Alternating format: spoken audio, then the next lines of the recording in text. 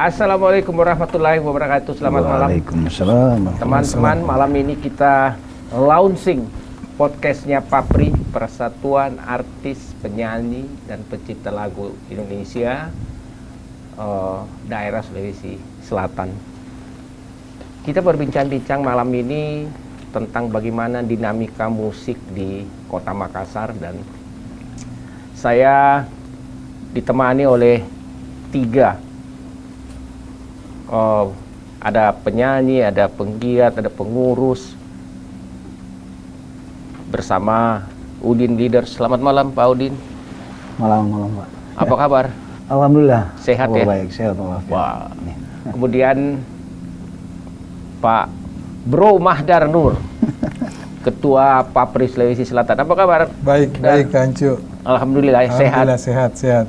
Kemudian satu anak muda, Sekretaris Papri, Gian Hidayah. Selamat malam. Malam Pak Pres. Apa Siap. kabar? Alhamdulillah kabar baik. Alhamdulillah sehat. Nggak ada order malam ini. Aman. Terkendali untuk sementara. Ditiadakan ya. Ditiadakan. Divakumkan untuk sementara. Oke. Kalau kita lihat din perkembangan musik di Makassar ini, karena saya lebih tua lah. Artinya hampir seluruh penyanyi dari Makassar yang ke tingkat nasional itu rata-rata alami ya. Waktu saya masih kecil ada, mungkin Udin tak ketemu atau ketemu, namanya Vivi Sumanti. Vivi Sumanti. Itu lagunya Senja di Kaimana. Lama banget itu, 60-an. 60-an terus ada Rinja Main, ada Andi Meriam. Andi Meriam. Iya kan. Kemudian generasi-generasi belakangan Ismi Asis, terus ada Fadli yang sekarang Payung Teduh, siapa itu ya. Banyak sekali. Nah, tapi itu kan tidak banyak, Din.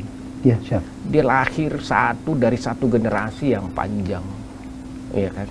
Kalau toh ada yang keluar yang ikut kompetisi-kompetisi di Liga Dangdut misalnya, yang dari daerah, ya Ati, Kodong, Selfie, Dian, Eka, Saparudin.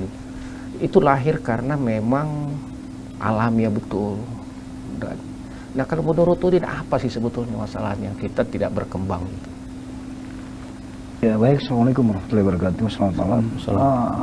Kalau saya melihat dari faktor ketertinggalan ataupun kekurangan kita ini, jembatan menuju untuk ke tingkat itu dihitung-hitung lah jembatan, artinya penghubung, dan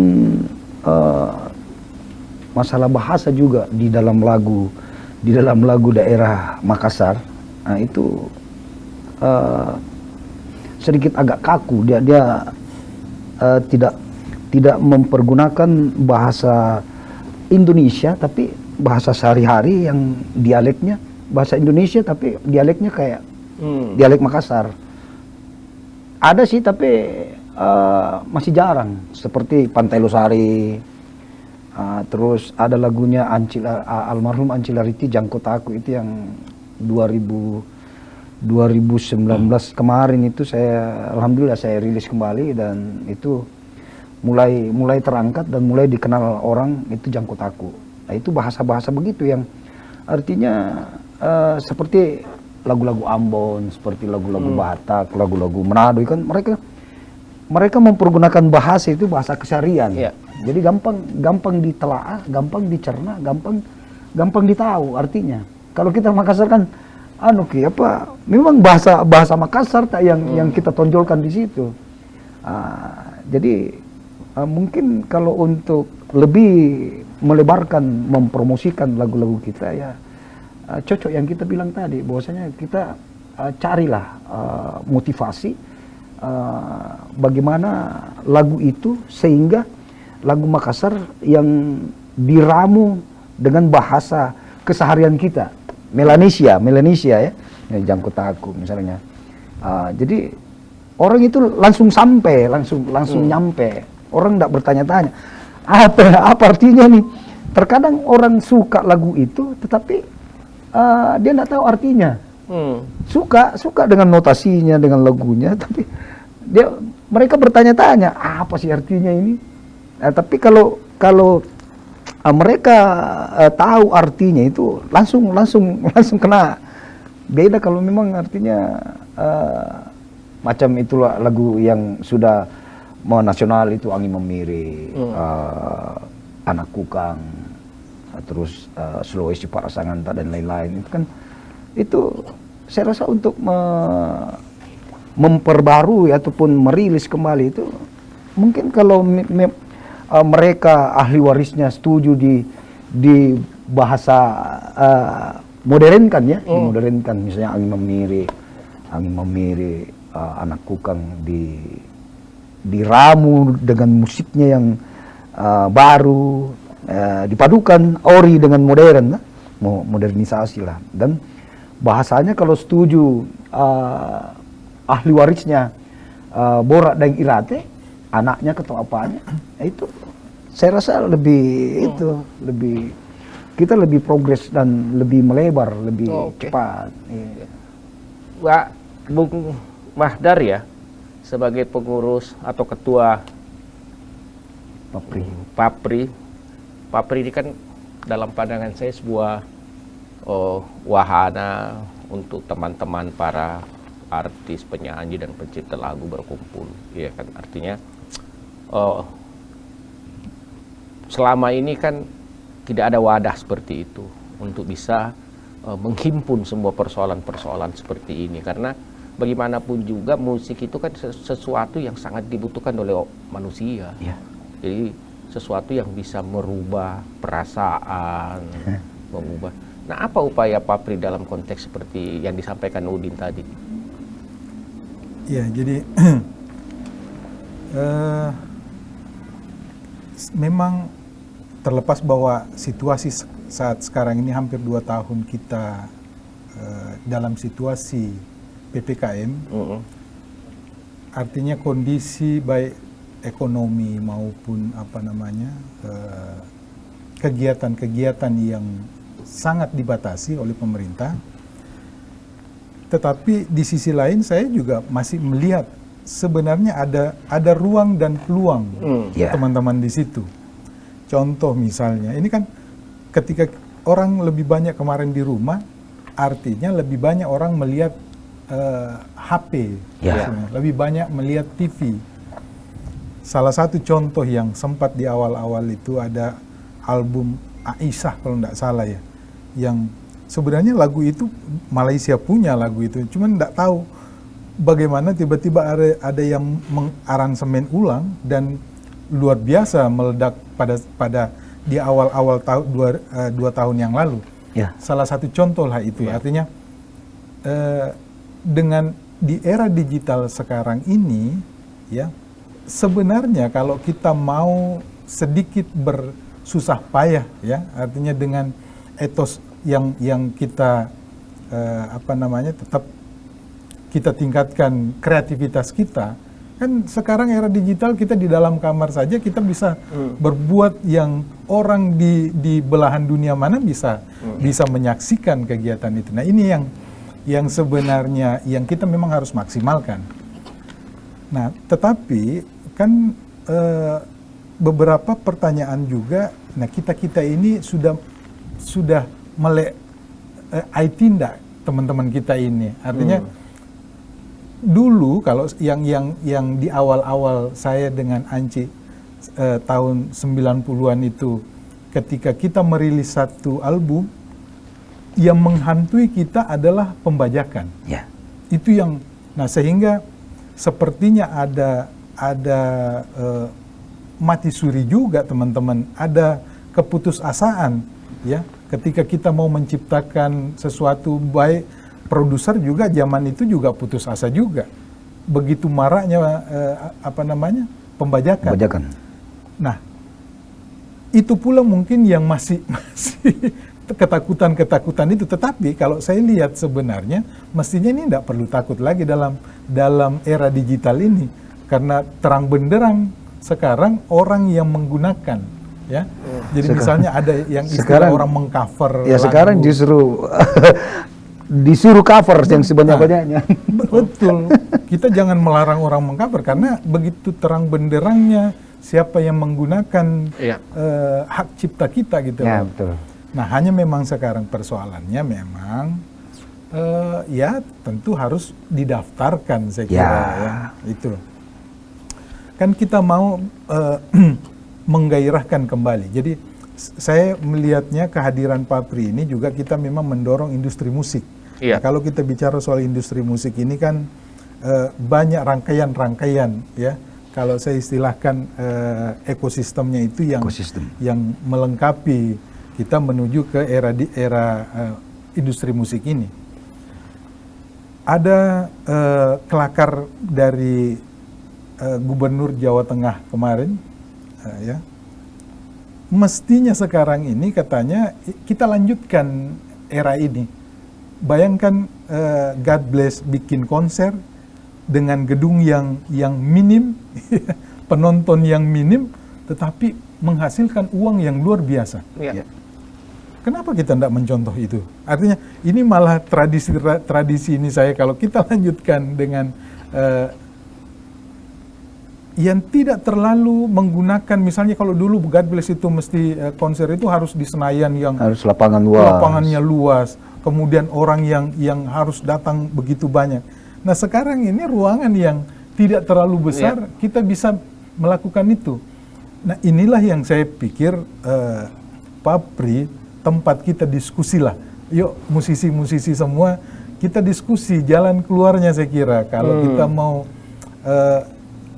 kita ndak menutup mata lah, maksudnya itu orang-orang di barat di Jakarta lah yang memang mempunyai segala-galanya sehingga barometer kita ya tentu ke Jakarta. Saya kira begitu. Iya, tapi kan tidak juga bisa seperti itu menurut saya, Dar.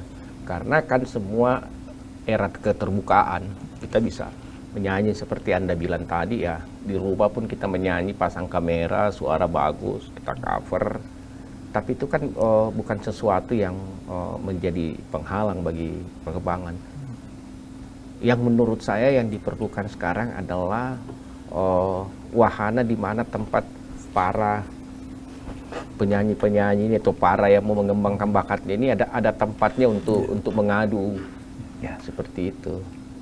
Jadi kemudian memang kita ini kehilangan kalau di dunia olahraga itu kan kalau seseorang yang mau sampai juara ini harus sering-sering dia melakukan tanding.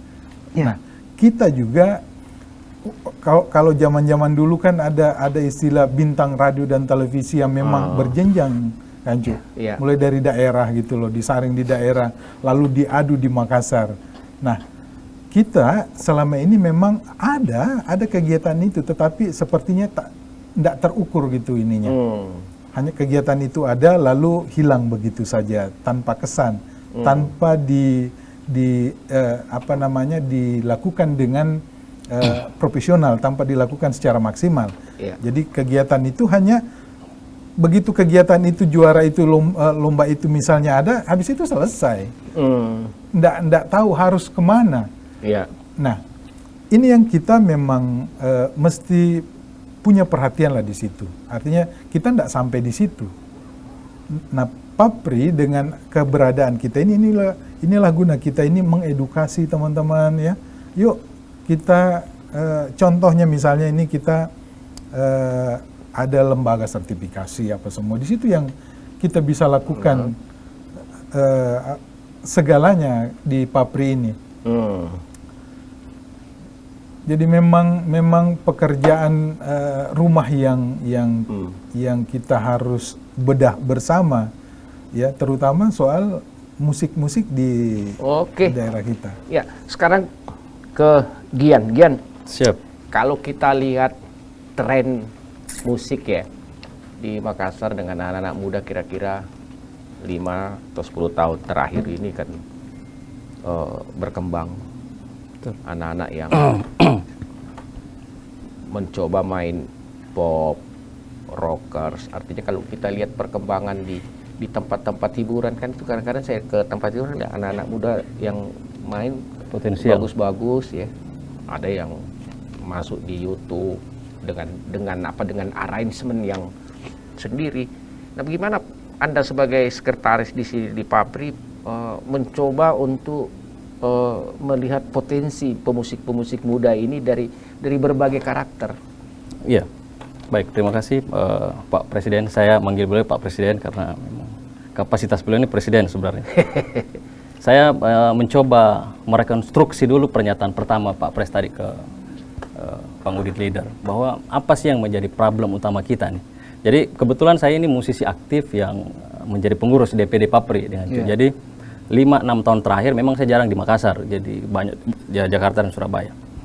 Saya mencoba merekonstruksi pernyataan itu bahwa apa sih yang menjadi soal sehingga musisi kita selalu mentok paling personal yang menjadi top gitu. Ketika dia dalam bentuk kelompok, band, ataupun kalau dia terkenal, kenapa begitu cepat hilang dari permukaan? Hanya menjadi bumbu-bumbu manis televisi, idolkah, dangdut akademik dan lain sebagainya. Jadi menarik ini, sepertinya memang kita mesti paham bahwa yang di awal membangun sebuah peradaban, maka yang paling penting adalah mindset. Ya. Mindset kita sedang ada di mana, sedang ada di level mana, dan apa yang akan kita tuju, vision. Karena tanpa itu, maka apa yang akan kita bangun tidak akan seperti ekspektasi. Contoh, saat ini kita ada di era di mana label musik itu tidak lagi memegang 100% posisi untuk memonopoli semua industri yang ada di musik Indonesia, pun di dunia seperti itu.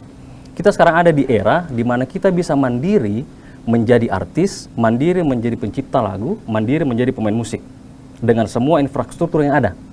Nah, mindset ini mesti masuk dulu. Karena kenapa? Ketika di zaman ini kita masih berpikir bahwa saya harus untuk menjadi artis saya harus bergabung dengan label, maka ini menjadi kurang tepat diterapkan saat ini. Ketergantungan dengan label saat ini tidak lagi menjadi prioritas utama. Tapi ada menjadi catatan menarik dengan Cuk. Nah, banyak juga orang sudah paham tentang mindset ini, tapi mereka berpikir tanpa label pun, oke, saya bisa mandiri dan menjadi artis. Tapi dia tidak mampu memanage dirinya dan karya-karyanya seperti cara label memanage. Ya. Sehingga output yang dihasilkan tidak akan sesuai ekspektasi lagi. Contoh, di label, apa sih kelebihan label? Label punya manajemen strategi, manajemen pemasaran, distribusi, koneksi, jaringan, dan lain sebagainya. Nah, ketika kita berpikir, oke, saya tidak perlu label. Di zaman ini, saya hanya perlu memainkan diri saya langsung ke pendengar. Ketika poin-poin yang tadi yang sebutkan ini kita tidak indahkan, maka sama aja kita menceburkan diri kita ke laut dan kita nggak bisa berenang. Ya. Bunuh diri. Bunuh diri. Sehingga muncul akhirnya frustasi. Menyalahkan berbagai pihak bahwa tidak, ini memang televisi seperti ini, memang ini seperti ini. Padahal mindset itu yang tidak benar. Jadi mesti memandang bahwa sekarang kita ada di mana dan apa yang mesti kita lakukan untuk menuju ke sana. Ya. Jadi di kota-kota lain juga punya pemikiran yang sama. Hanya saja cara mereka mengeksekusi solusi-solusi itu tepat. Ya. Karena kenapa? Mereka punya role model. Ya. Ya. Baik itu band, penyanyi, label, dan semua kisah-kisah sukses, mereka ada contoh. Gitu. Teman-teman kita di Sulsel dan Makassar, itu tidak ada role model. Sehingga mereka berkreasi sedemikian rupa, mencoba mencari jati diri dengan jaya masing-masing. Mencoba bikin lubang-lubang baru. Padahal sebenarnya yang perlu kita lakukan, kita hanya perlu on the track. Masuk ke track industri yang sebenarnya dan jalan. Nah, industri yang sebenarnya ini adalah industri yang kita pahami dan ini butuh ilmu, butuh knowledge. Tanpa knowledge, maka akan susah kita on the track dengan Cok. Jadi kita mesti on the track dulu baru kita bisa maju. Kan sekarang kita selalu mempersoalkan. Sekarang apa masalahnya kita tidak bisa on the track? Oke. Kita kadang mempersoalkan hal-hal yang sebenarnya itu di luar track. Contoh, masalah label tidak label. Masalah saya ini domisili di Makassar, dia domisili di Jakarta. Masalah karya saya ini anggaplah kuno, dia modern. Itu pembahasan yang menurut saya belum saatnya kita bahasakan. Yang saat ini yang kita perlu persoalkan adalah bagaimana masuk ke track itu. Yeah. Track itu apa aja? Saya sebagai artis nih. Oke. Apa yang saya perlu siapkan? Membangun manajemen.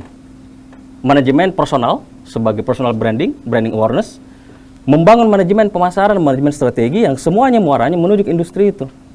Jadi ketika manajemen ini terbentuk dan di backup dengan banyak infrastruktur yang ada di industri musik, baik itu associate, semacam papri, media dan lain sebagainya, pemerintah, maka kita masuk ke dalam tracknya.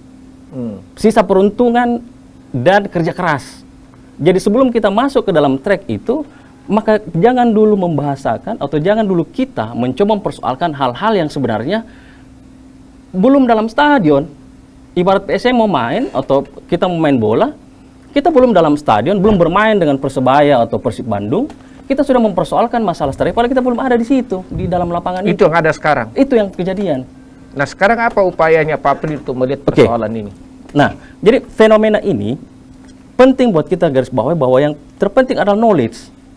Jadi sebelum kita berangkat terlalu jauh, maka yang perlu dibenahi adalah cara pikir dan ilmu pengetahuan seputar industri musik. Nah, nanti industri musik kan berkembang lagi dengan industri musik konvensional, industri musik digital. Iya. Nah, dari situ nanti touch-nya atau sentuhannya beda-beda lagi. Nah, di sini baru kita bicara on the track. Jadi agak riskan, agak lucu ketika kita mempersoalkan hal-hal yang sebenarnya itu belum on the track. Dan kita mempersoalkan itu. Jadi kita mesti on the track dulu di rel yang benar, baru kita bicara, apa nih? Gimana nih? Saya sudah dalam track, tapi loh kenapa kok saya ini belum terkenal? Belum sampai seperti yang apa yang saya tujukan. Nah, siapa yang mengaturnya itu sebetulnya? Bisa pribadi, bisa manajemen profesional, bisa label. Kalau zaman dulu, label mengakomodir semua itu dengan cuk. Ya. Jadi harapan satu-satunya artis adalah untuk menjadi artis, saya harus bergabung ke label. Ya. Tapi sekarang kan banyak opsi lain. Sebentar. Din, dulu kan ada kita punya semacam label di sini, apa namanya? Irama baru. Irama baru. Label. Iya. Menyingari. Betul. Irama baru. Gimana sekarang? Sekarang dengan adanya COVID ini mati suri Ya, semua. mati suri. Mati suri semua. Jadi perlu juga digarisbawahi dengan cuk. Label kita di zaman itu berkembang, khususnya Irama Baru ya, kalau nggak salah yang Om Andre Tidi banyak ngisi gitar kan. Jadi saat itu di tahun 2002 kalau nggak salah, itu penghasilan sudah besar banget dari hanya jual CD. Ya betul. Ini industri yang bicara tentang ekonomi. Kalau industri itu oke, tersentuh secara perekonomian, bisnis. Iya. Tapi apakah dia mengedukasi atau tidak? Pertanyaannya terjawab sekarang. Apakah artis-artisnya paham tentang itu atau tidak gitu? Nah, sekarang kalau kita lepas dulu dari bicara on the track, Iya. bicara regulasi lah istilahnya, atau bicara aturan-aturan main. Gian melihat potensi yang ada sebetulnya besar nggak ya? Besar banget. Artinya kalau kita lihat dari keseharian, kan banyak nih yang sekarang yang nyoba-nyoba aja toh, nyoba-nyoba cover musik, Betul. nyoba-nyoba main di YouTube apa. Betul. Saya melihat di beberapa YouTube saya bagus-bagus tuh. Betul. Cuma sekarang bagaimana menarik itu menjadi suatu yang seperti Anda bilang. Iya. Jadi kan banyak orang berpikir bahwa kita ini kurang kualitas. Oh enggak. Sulsel itu gudangnya kualitas. Ya. Jadi kalau kita bicara ini berhenti di sini. Bahwa kita ini kualitas tidak perlu kita bicara. Tinggal bagaimana yang kita maksud tadi itu. Ketika mereka muncul menjadi seorang personal potensial, nah apa yang mesti kita lakukan terhadap mereka ini? Nah, salah satunya adalah associate. Mesti ada sebuah wadah yang menghimpun mereka dan menunjukkan role-nya, payungnya, dan memberi edukasi bahwa untuk menjadi seorang artis, kan gini, Papri ini adalah persatuan artis penyanyi, artis nih, garis bawah artis. Berarti artis punya standar dong dengan cuk. Iya. Artis, penyanyi, pencipta lagu dan pemusik. Iya. Republik Indonesia semua nih. Kalau kita bicara artis, berarti ada bicara standar-standar, variabel-variabel yang menentukan orang itu dikatakan artis. Iya. Bukan begitu kan? Nah, tugas kita adalah memberi edukasi kepada mereka yang potensial ini untuk masuk ke dalam variabel-variabel artis itu. Ketika mereka masuk, baru kita dorong. Ya. Artinya secara tidak langsung kita upgrade mereka untuk menjadi artis beneran. Tidak mengaku sendiri bahwa saya ini artis, Ces. Bukan, artis itu pengakuan. Ya. Dan banyak yang Pengakuan dari begitu. orang lain, bukan dari kita. Pengakuan dari media, pengakuan pemerintah, pengakuan dari orang lain. Udin aja belum tentu artis ya. Ya kalau beliau artis, mitra. Artis nih. Kalau saya sampai sekarang jujur, saya tidak pernah mengkomplain bahwa saya ini. Ya. Karena itu tadi, itu pengakuannya itu masyarakat. Masyarakat. Dan Masyarakat. kita menjadi seorang bla bla bla, itu Ya. kan masyarakat yang menilai, bukan dari kita. Jadi indikatornya sederhana aja, yang paling simpel dengan Cuk. Pertama adalah mereka punya karya, Ya. dia punya brand, dan dia punya manajemen. Jadi kalau mereka punya karya dan mereka termanage dengan rapi, Ya. kemudian mereka dikenal masyarakat seorang penyanyi atau pencipta atau apa, maka dia sudah masuk kategori artis. Tinggal bagaimana mereka bersaing. Ini saya bilang, berarti Ya. dia sudah on the track. Ya. Sekarang pertanyaannya bagaimana cara dia bersaing? Nah, itu tugas masing-masing dari personalnya. Betul. Jadi kita baru bisa membahas hal lain ketika kita on the track dengan Cuk. Oke. Ya. Rian, kita break. Kita Siap. lanjut dengan tema yang lain.